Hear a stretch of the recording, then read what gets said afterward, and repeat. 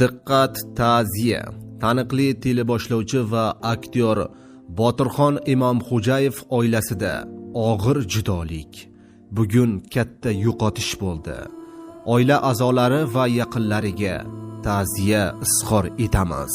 Assalomu alaykum hurmatli tomoshabinlar, siz ham o'z ta'ziyangizni yo'llamoqchi bo'lsangiz, videorolik ostiga bir dona like tugmachasini bosib qo'yishni unutmang.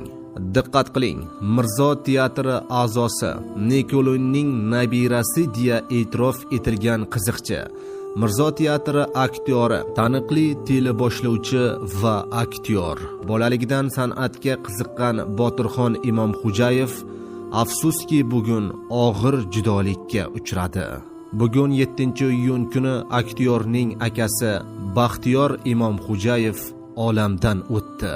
Bu haqida Botirxon Imomxo'jayev o'zining ijtimoiy tarmoqdagi sahifasi orqali ma'lum qildi.